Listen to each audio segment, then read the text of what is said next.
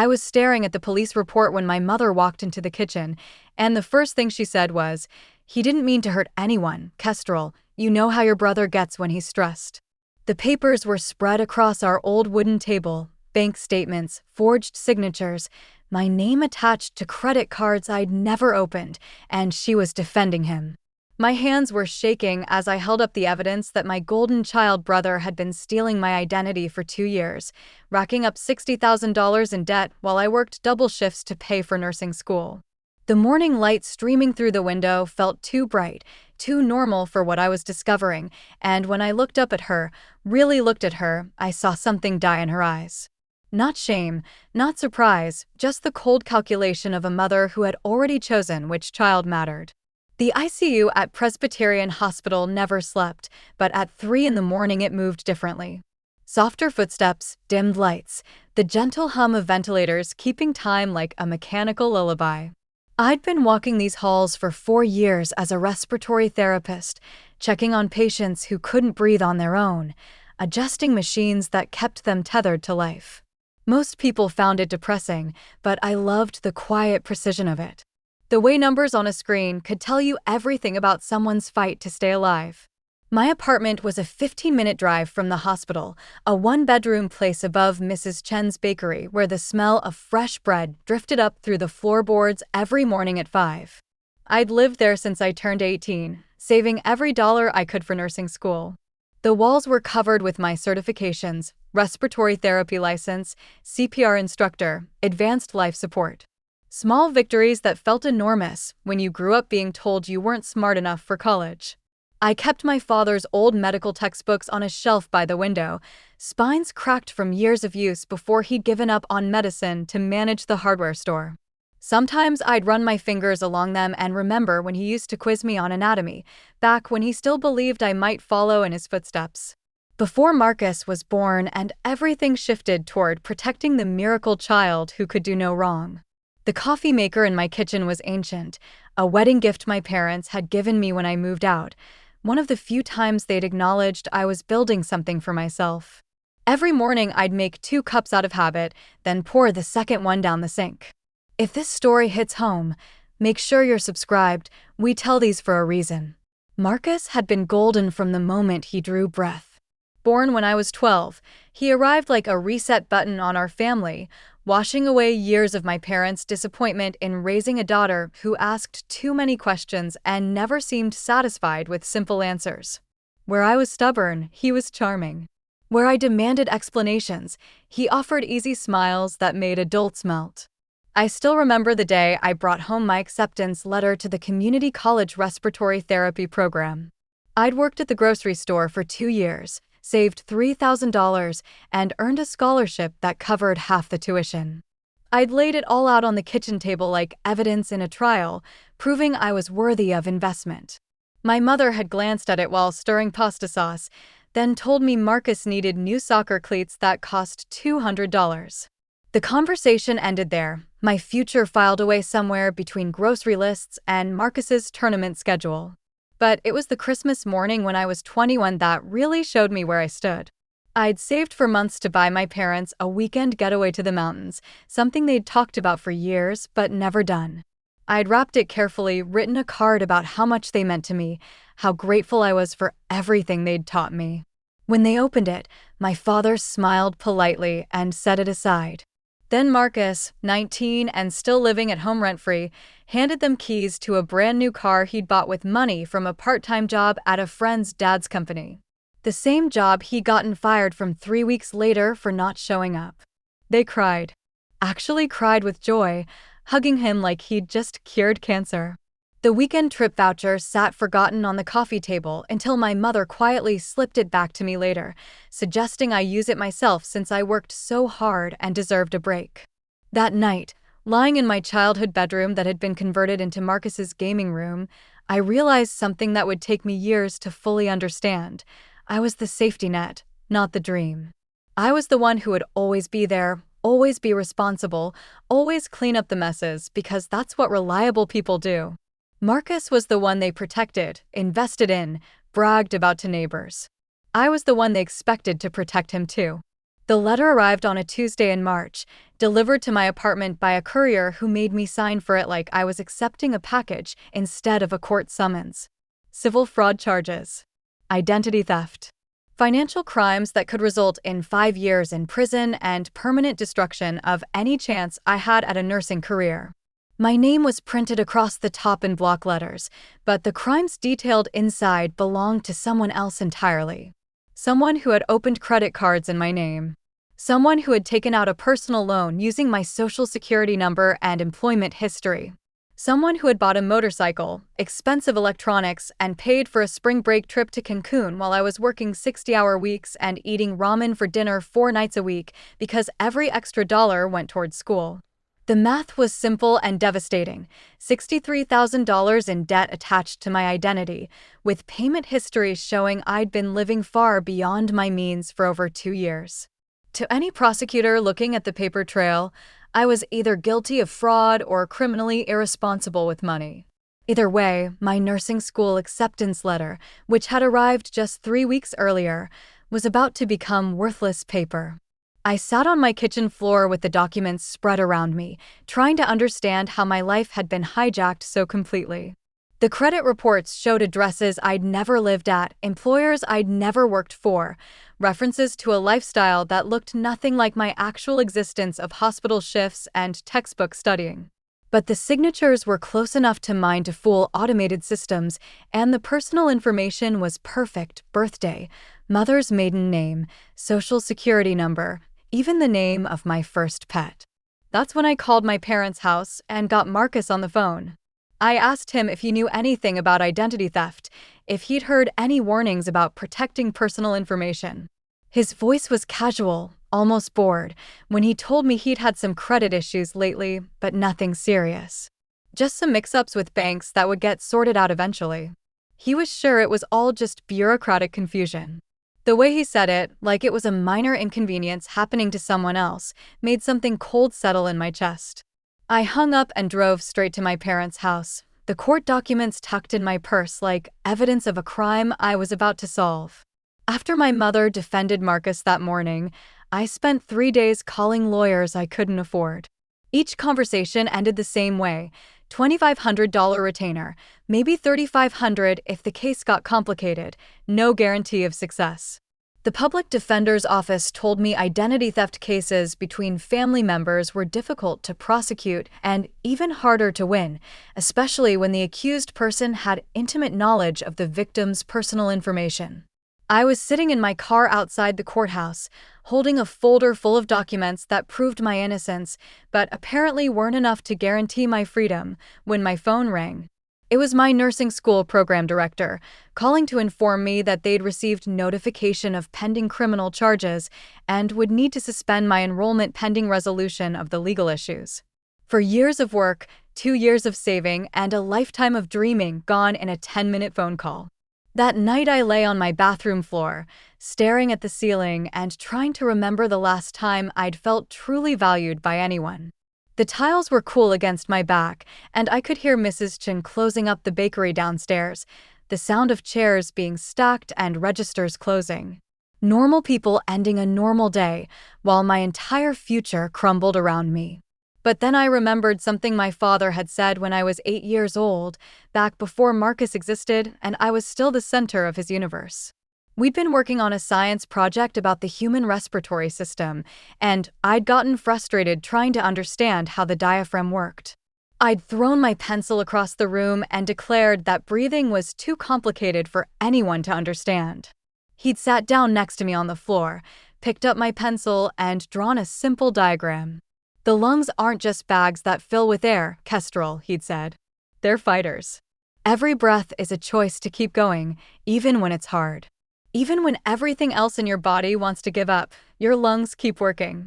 That's not automatic, that's determination." Lying on that bathroom floor, I realized I'd been holding my breath for years, waiting for my family to see me, value me, fight for me the way I'd always fought for them. But breathing was my choice, and so was everything that came next. The first thing I did was request copies of everything: credit reports, bank statements, loan applications, even security footage from the bank where the personal loan had been processed. I told each institution that I was the victim of identity theft and needed documentation to prove my innocence. Most were cooperative once I explained I was being prosecuted for crimes I didn't commit. The video from the bank was grainy but clear enough. Marcus, wearing a button-down shirt and speaking confidently to a loan officer, presenting identification and answering security questions like he'd been preparing for months. I watched it 5 times, studying his body language, the way he smiled when he handed over documents, the casual confidence of someone who felt entitled to take whatever he wanted. But my first attempt at involving the police backfired spectacularly. The detective assigned to my case was overworked and skeptical, especially when I explained that my brother was the actual perpetrator and my parents were refusing to cooperate with the investigation. In his experience, family financial disputes usually involved some level of complicity from all parties, and he suggested I work things out privately before involving the criminal justice system. My second mistake was confronting Marcus directly. I drove to my parents' house with printed copies of the bank video, credit card statements, and loan applications. I found him in the garage, working on the motorcycle he'd bought with money stolen from my future. When I spread the evidence across his workbench, he didn't deny it. He just shrugged and said he'd always planned to pay it back eventually. The debt wasn't that big of a deal, and besides, I was good with money and could probably fix my credit pretty easily. The conversation escalated when he suggested I was being dramatic about the nursing school situation. There were other programs, other opportunities, and maybe this was just the universe telling me to aim a little lower, be more realistic about my capabilities. When I told him he was looking at criminal charges that could send him to prison, he laughed and said our parents would never let that happen. They'd work something out, just like they always did. That's when I realized Marcus had never faced a single real consequence in his entire life.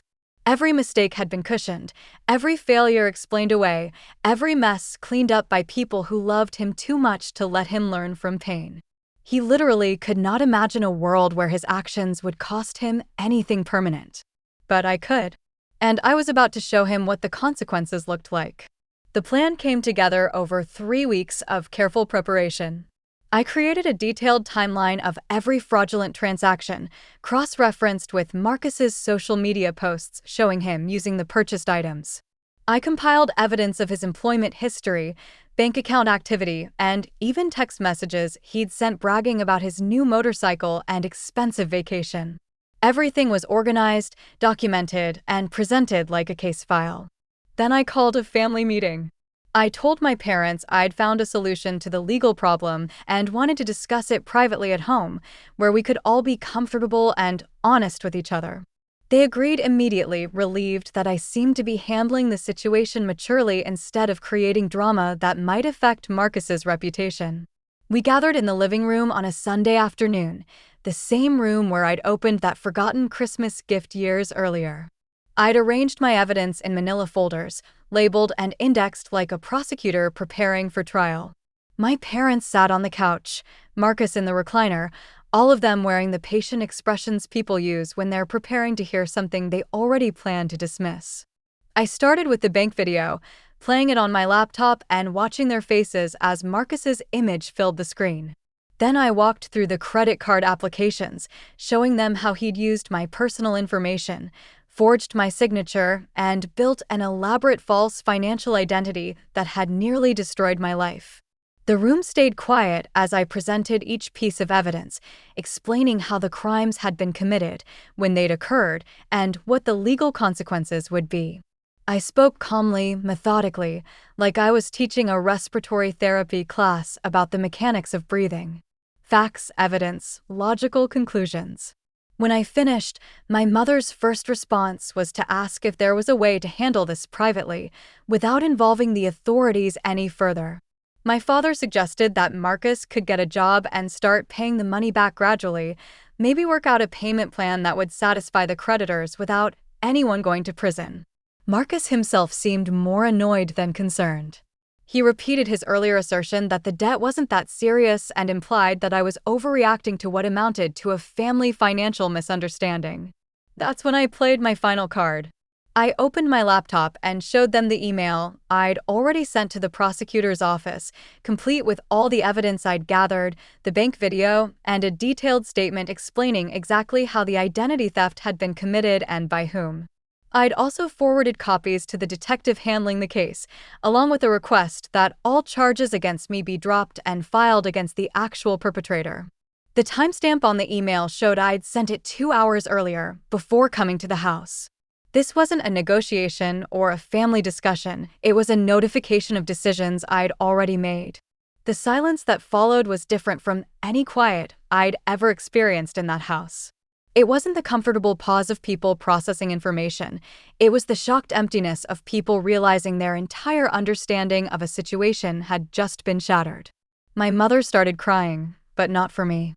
She was mourning the protection they could no longer offer Marcus, the reality that his actions had finally escaped the bubble of family loyalty and entered the real world of legal consequences.